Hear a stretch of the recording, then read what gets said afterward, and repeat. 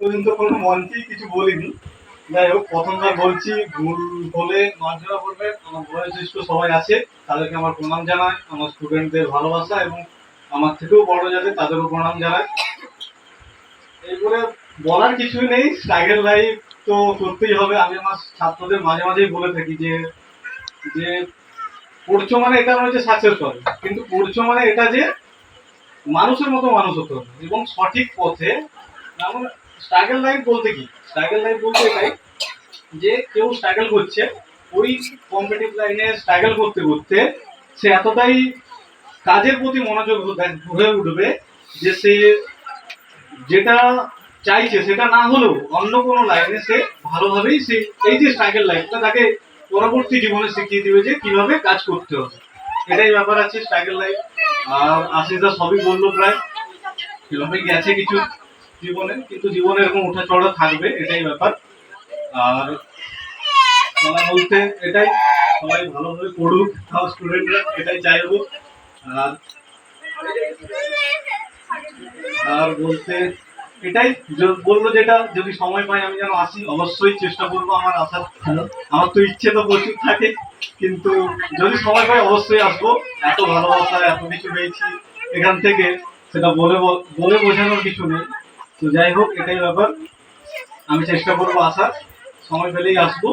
এই বলেই আমার গুরুজনদের প্রণাম জানাই এবং আমার ছাত্রদের ভালোবাসা দিচ্ছি। স্যার, আমি জানতে চাইছি যে এসএসসি জিডি যে চাকরিটা পেয়েছেন, ওই ব্যাপারটা একটু বলবেন আর কি। কোথায় কি ডিপার্টমেন্টে পোস্ট আছে, ওটা কি করতে হয়, কি ব্যাপারে একটু সবাই জানার ইচ্ছা আর কি। সবাই জানছে যে কি আর্মি না পুলিশ না কি মাস্টার মশাই, কিছু সবার মধ্যে একটা ধোঁয়াশা আছে আর কি। একটু যদি ক্লিয়ারিটি ব্যাপারটা আছে আর কি, আর কিছু না আর কি। তো বলতে বলতে এটাই, চাকরিটার নাম হচ্ছে এসএসসি জিডি কনস্টেবল। তো এসএসসি জিডি মানে, এসএসসি মানে অনেকেই বোঝে হয়তো যে স্কুল সার্ভিস কমিশন, যেটা স্কুল ওয়েস্ট বেঙ্গলে হয়, সেটা নয়। এটা হচ্ছে সেন্ট্রালে। সেন্ট্রালে এটার ফুল ফর্ম হচ্ছে এসএসসি ফুল ফর্ম হচ্ছে এটা, ওটা school service commission, staff selection commission. তো এর আন্ডারে জিডি অর্থাৎ জেনারেল ডিউটি বলে একটা একটা ভ্যাকেন্সি বাড়ায়। তার মধ্যে কি থাকে, তার মধ্যে থাকে 8 বাহিনী থাকে। 8 বাহিনী বলতে সাধারণত সবাই যেটা বোঝে প্যারামিলিটারি ফোর্স। সেই প্যারামিলিটারি ফোর্সের মধ্যে আমি যে ফোর্সটা পেয়েছি 8টার মধ্যে আইটিবি। আইটিবির ফুল ফর্ম হচ্ছে ইন্দো তিব্বত বর্ডার পুলিশ। তো সেই আইটিবির কনস্টেবল আপাতত নিযুক্ত হয়েছি। এখন 44 মাসের ট্রেনিং, 44 সপ্তাহের ট্রেনিং আছে।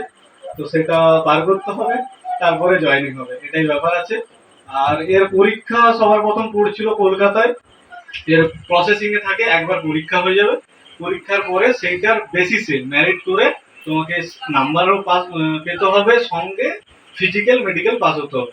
সর্বশেষে এসে ওই প্রথমের পরীক্ষার বেসিসে কাট অফটা দাঁড়াবে, সেটা ক্লিয়ার করতে পারলে তুমি পাবে, সঙ্গে ফিজিক্যাল মেডিকেল রয়েছে। স্যার যে নাম্বারটা পেয়েছে মানে জেনারেলে হয়ে গেছে, ইডব্লিউএস এর দরকার হয়। আর আরেকটা ব্যাপার যে স্যারকে জানতে চাইছি, যেটা হচ্ছে মেডিকেল ছিল যখন, মানে আমাদের স্টাফ সিলেকশন কমিশন জানিয়েছে যে আমি সোমবার ডেকেছি। ধরুন আপনি আপনার বাড়িতে খাওয়াবেন, বলছি যে সোমবার তুমি চলে এসো, আমার বাড়িতে সোমবার বিয়ে বাড়ি আছে, কিন্তু হঠাৎ তুমি জানতে পারলে সোমবার নেই, শুক্রবার বিয়ে। তাহলে কি হবে? শুক্রবার বিকেলে তোমাকে জানাচ্ছে যে তুমি শুক্রবার চলে এসো। আশা কি সম্ভব? তুমি থাকো অনেক দূরে। সেরকমই আমাদের মিলন স্যারের ক্ষেত্রে ঘটেছে। মিলন স্যারের ইন্টারভিউটা ছিল মানে মেডিকেল টেস্টটা ছিল 8 তারিখ, 7 তারিখ, 7 তারিখ ছিল। 1 মাস আগে থেকে বলেছে 7 তারিখ তোমার ইন্টারভিউ আছে, মেডিকেল টেস্ট আছে। কিন্তু হঠাৎ 3 তারিখ মেসেজ করে যে 3 তারিখই চলে আসো। 3 তারিখ সকালে মেসেজ করে যে 3 তারিখই তোমার মেডিকেল আছে। 3 তারিখ কি করে যাওয়া সম্ভব? যেতে হবে কল্যাণী। এই হচ্ছে ব্যাপার। যাই হোক, তাতেও তিনি স্ট্রাগল করে গিয়েছেন। সে অদ্ভুত এক মানে অভিজ্ঞতা। মানে যদি তোমরা তোমরা হলে তো আশা করি পারবে না, আমি এটা বলে দিচ্ছি, কেন সিরিয়াস খুব স্ট্রাগল।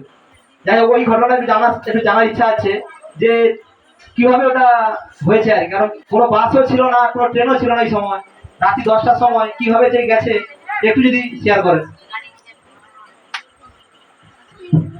শেয়ার করে বলতে 7 তারিখ মেডিকেল ছিল, তো সেটা আগিয়ে দিল 3 তারিখে। সেটা জানাইছে আমাকে 2 তারিখ 5টার দিকে ইমেলে আসছে।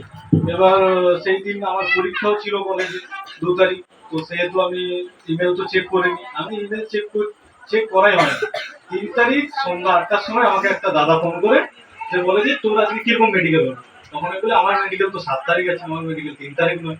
তখন বললো তুই কি কিছু কর পাবো? তখন আমাকে বললো যে এই ব্যাপার হয়েছে, এইভাবে আগে দিচ্ছি। তো যথারীতি আমি সঙ্গে সঙ্গে ইমেল চেক করি, দেখি যে হ্যাঁ ইমেলে আসছে। তো সেই মুহূর্তে 8টার সময় এখান থেকে কল্যাণী যাওয়া তো মানে একটা মানে না যাওয়াই এরকম একটা পরিস্থিতি, না যাওয়াই তুষার ব্যাপার। একদম। তো সেহেতু আমার কিছু বন্ধু ছিল সেই সঙ্গেই এক টাইম সেই সময়, তো তারাও আমাকে হেল্প করলো। ওইখান থেকে 9টা 7-এর আমি বালিচকে লোকাল ধরি, ওখান থেকে যা হোক তা হোক করে আমি ক্যাব করি, তারপর ওখানে সাঁতরাগাছি থেকে ক্যাব করি, দিয়ে মোটামুটি শিয়ালদা পৌঁছে 11টা 50-এর ওখানে লাস্ট লোকাল শিয়ালদা, ওটা ধরি, যে কল্যাণী স্টেশনে 1টা 1:30টার সময় নামি আমি কল্যাণী স্টেশনে। না, রাত্রি 1:30টার সময় কল্যাণী স্টেশনে নামি। আর আমার যেহেতু 3 তারিখ, তখন ওটা 4 তারিখ চলেছে।